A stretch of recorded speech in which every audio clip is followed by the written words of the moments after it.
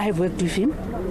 I cannot complain now about him. I've worked with him. I know him, so I don't have any problem. Adaza kuthatha amanyathelo zomthetho amalungu e-ANC angonelisekanga ziziphumo zonyulo kwinkomfa yase-Freystata. We want to ensure that we create some predictability by implementing some level of permanent stage of between stage 2 and 3 load shedding for the next 2 years. Basezakuyibeleka ikwempa bemi beli ngucimicimi wombane nakule iveki nakwiminyaka emibini ezayo. I-SABC News iyokwethulela i-channel entsha yendaba zamalimi wesintu ngo-2023. African News Channel ka-DTT itakweshela mahungu hi ririmi ra wena. Ngakho-ke zithole ngesiZulu, ngesiXhosa, limi la Setswana, Afrikaans, Xitsonga, kaSepedi, kaSesotho, ngaTshivenda, ngesiswati, ngesindebele. Re lefana ka SABC re shema ka motingati o itela o batisela maphungo ka lwambo lwa damuni. amahora angamashumi-24 nsuku zonke. Khumbula futhi ngolimi lwakho.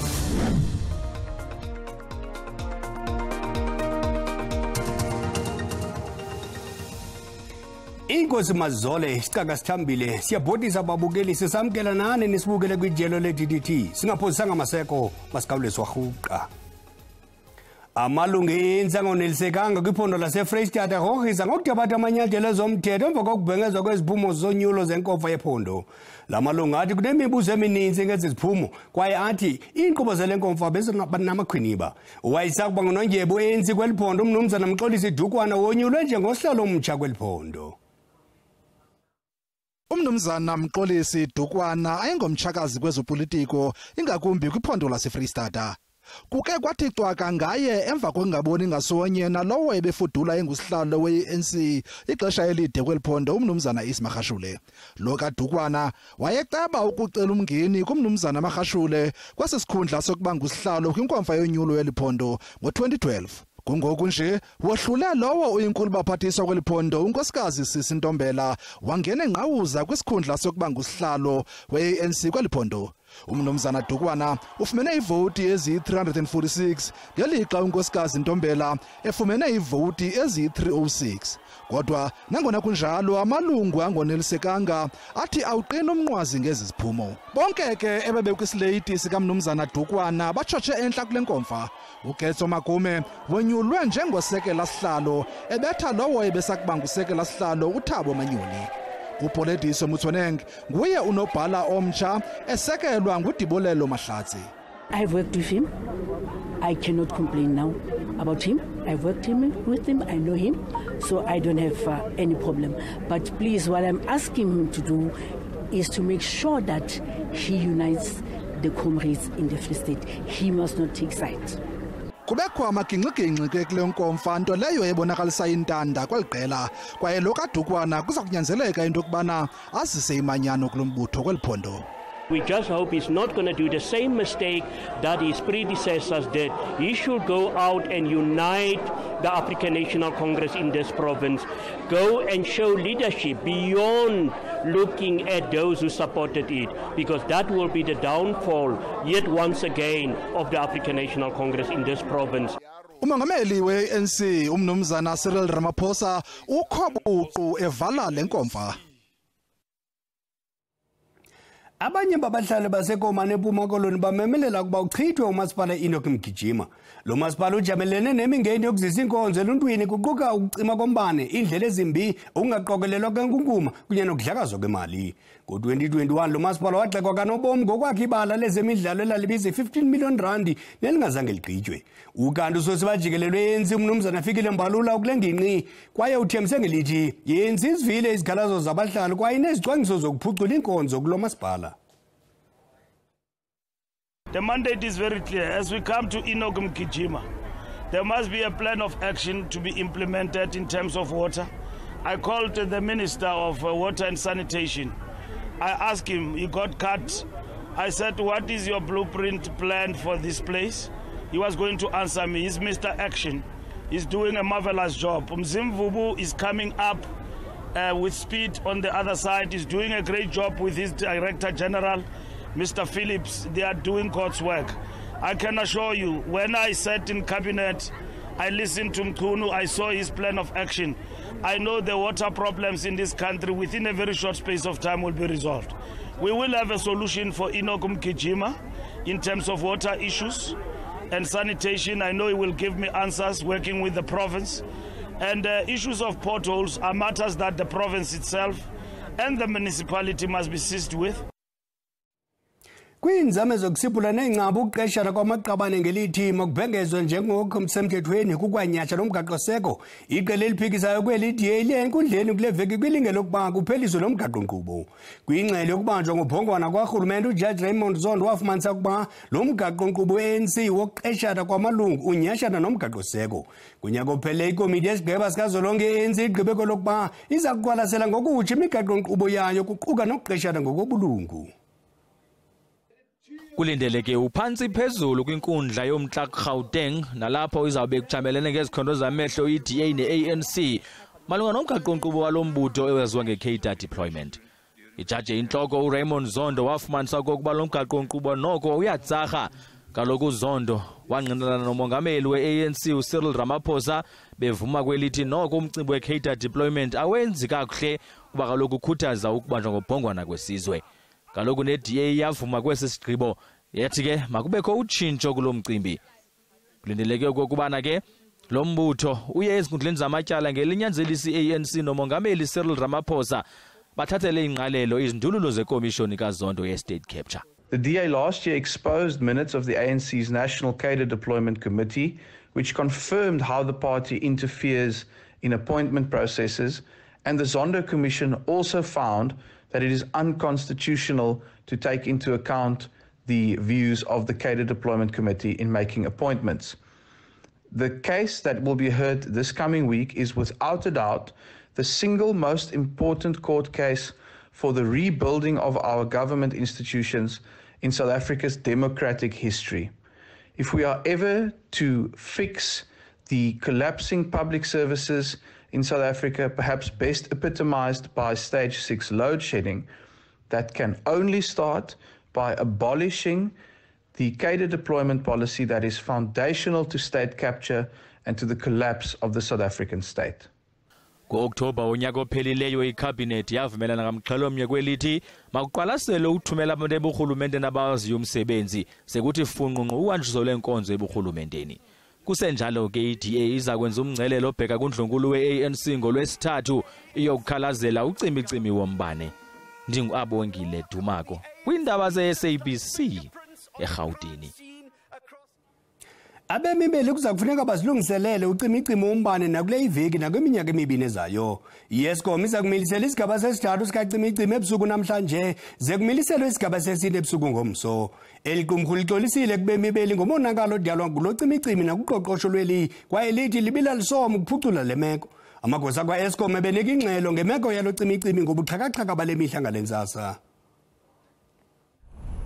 Iqumrhu eliphehla umbane kweli uEskom lithi umbane okhoyo uphantsi kakhulu nanjengoko ukumyinge we-58% kwaye kuza kuthatha iminyaka emibini ukuze ufikelele kumyinge ufunekayo ka-70%. Eli qumrhu liphehla umbane lithi ucimicimi wombane usezakuqhuba kweli nakule minyaka mibini izayo kwisigaba sesibini nesesithathu. Kodwa nangona kunjalo eli qumrhu lithi lenza unako-nako ukunciphisa le ngxaki kacimicimi.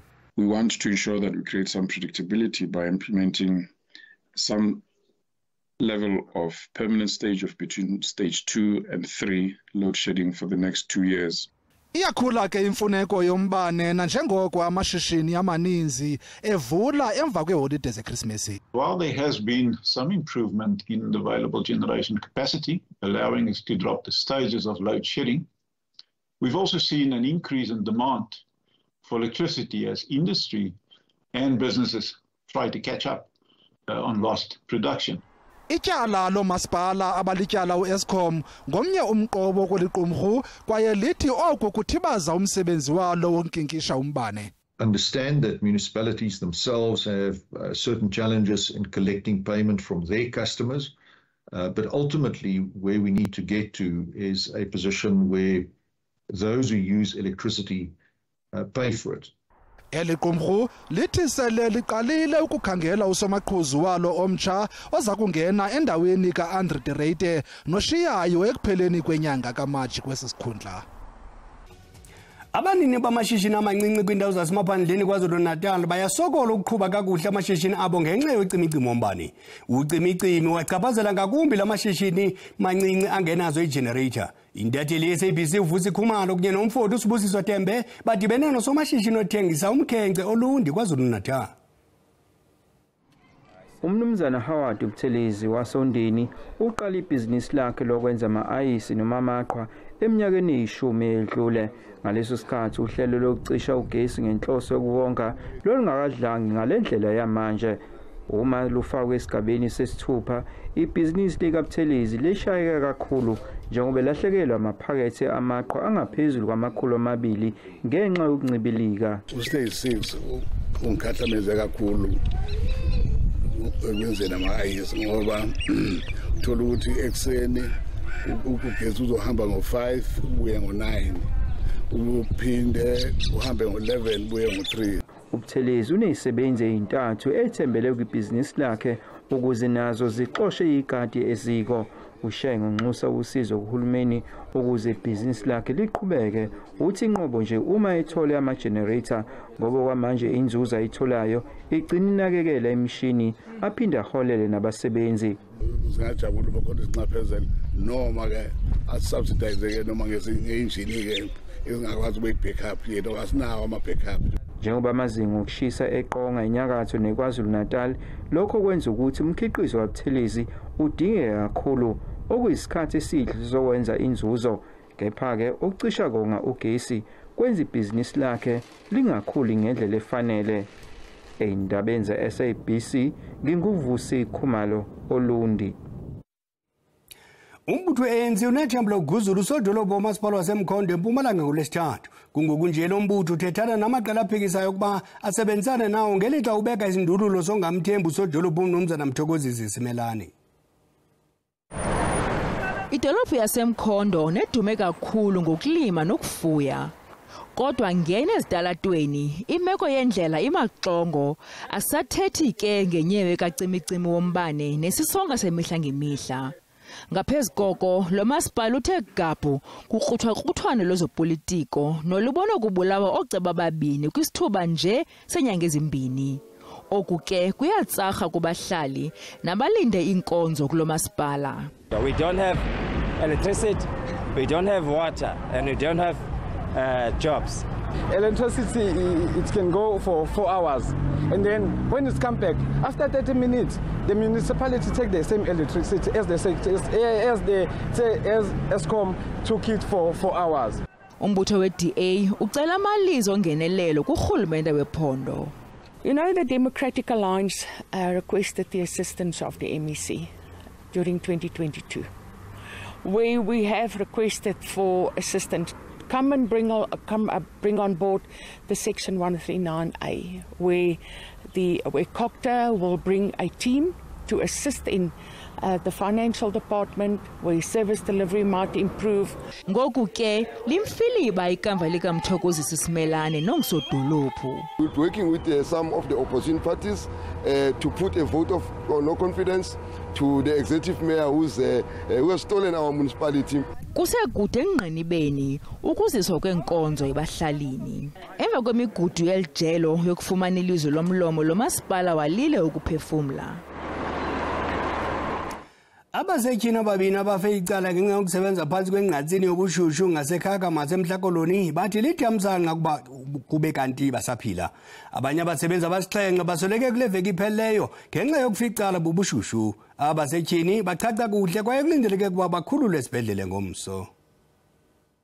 uBrenda Molaphene ukhumbula luzizi ngosuku apho waphantsa waphulukana nobomi bakhe nawaziswa ngalo kwesisibhedlele saseKhakamatha.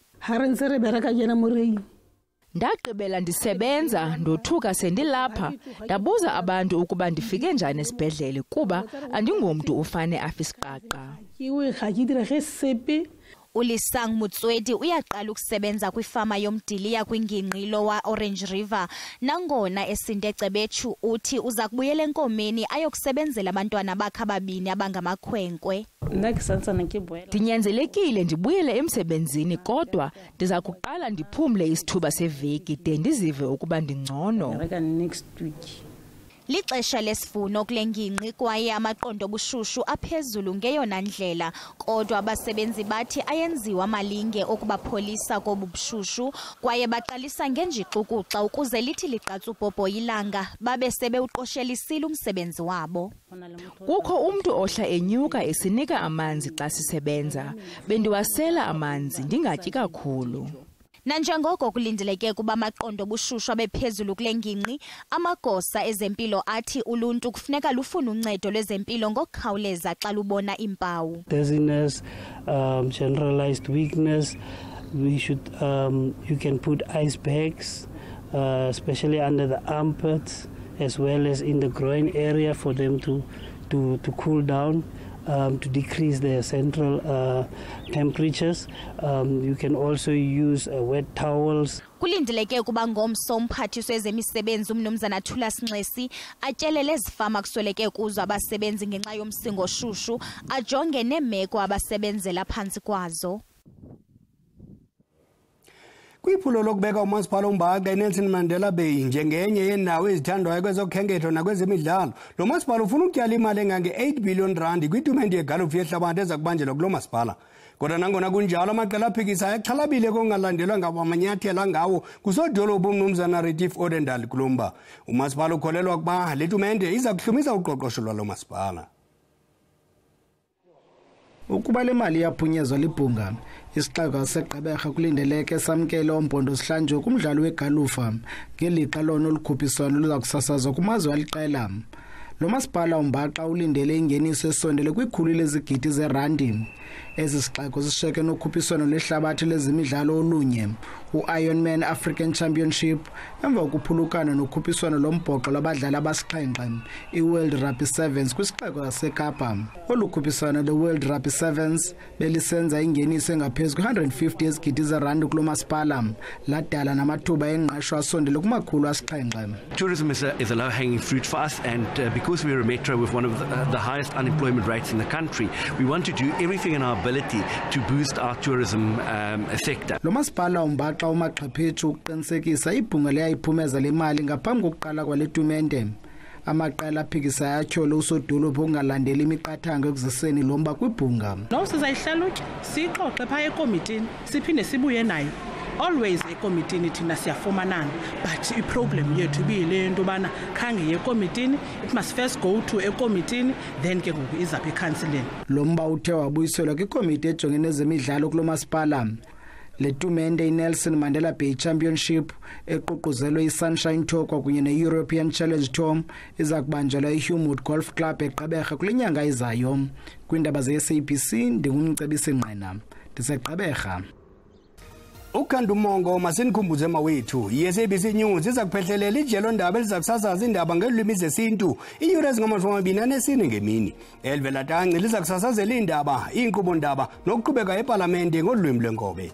Umbengo mde uyawucima umlilo, masikhongozele zangomso kolwimi lukaMageba. Majolo Nyongande kudlela.